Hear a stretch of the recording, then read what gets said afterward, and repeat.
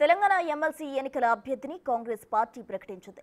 Medak, Nizamabad, Adilabad, Karimnagar MLC అభ్యర్థిగా వి నరేందర్ రెడ్డిని ఖరారు చేసింది. ఈ మేరకు ఏఐసీసీ అధికారిక ప్రకటన విడుదల చేసింది.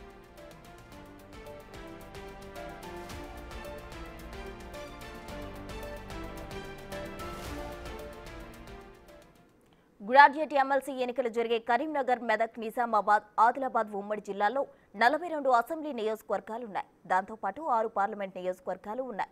ఇందులో మొత్తం 3.41 లక్షల గ్రాడ్యుయేట్ ఓట్లున్నాయి.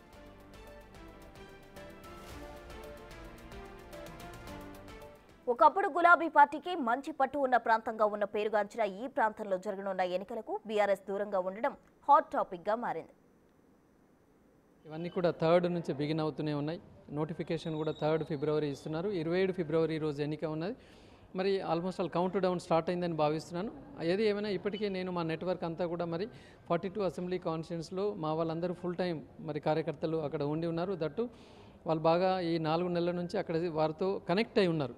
ఇప్పుడు కొత్తగా జర్నీ చేసే వాళ్ళకైతే అది ప్రాబ్లం, కానీ మరి నేనైతే ఆల్రెడీ కనెక్టెడ్లో ఉన్నాను కాబట్టి మిగిలి ఉన్న 26 రోజులు కూడా సీరియస్గా వర్క్ చేస్తూ భారీ మెజార్టీతో గెలుస్తాననే నమ్మకంతో నేను ఉన్నాను. ఇప్పుడు నేను గెలిచిస్తే అది నో డౌట్ ఇట్ ఆల్ ఇది నిరుద్యోగులకు అంకితం చేస్తాను అనుకుంటున్నాను. ఎందుకంటే పాపం ఒక 10-12 సంవత్సరాల నుంచి ఎప్పుడో డిగ్రీలు, పీజీలు పూర్తి చేసుకొని ఎప్పుడు నోటిఫికేషన్లు పడతాయని ఎదురు చూస్తూ ఉన్నారు. ఎందుకంటే గవర్నమెంట్ జాబ్ కొట్టాలనేది ఒక సీరియస్ ఆస్పిరేషన్. అంటే గవర్నమెంట్ ఉద్యోగం లేకపోతే ఏది అనేది కాదు, కానీ ఎస్ నేను కూడా కొట్టగలను అని చెప్పేసి. సో వారందరికీ అండగా ఉండాలి. వారందరికీ కాంగ్రెస్ ప్రభుత్వం అయితే చెప్పింది, ఒక జాబ్ క్యాలెండర్ రిలీజ్ చేసింది. ఇప్పటికే 50,000 పైచిలుగా ఉద్యోగాలు కూడా ఇవ్వడం జరిగింది. నో డౌట్ ఇంకా లక్షల ఉద్యోగాలు రాబోయే రోజుల్లో ఇస్తుంది అన్న నమ్మకం నాకు కూడా ఉంది. ఖచ్చితంగా ఎమ్మెల్సీ విషయంలో ఓటర్ థింకింగ్ డిఫరెంట్గా ఉంటుంది, గ్రాడ్యుయేట్ థింకింగ్ డిఫరెంట్గా ఉంటుంది. పార్లమెంట్ ఎన్నికలప్పుడు ఓటర్ థింకింగ్ డిఫరెంట్, అట్లాగే అసెంబ్లీ అప్పుడు ఒక థింకింగ్ డిఫరెంట్గా ఉండే.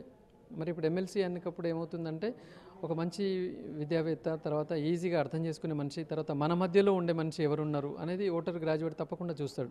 చాలామంది పోటీదారులు ఉన్న ఈ 4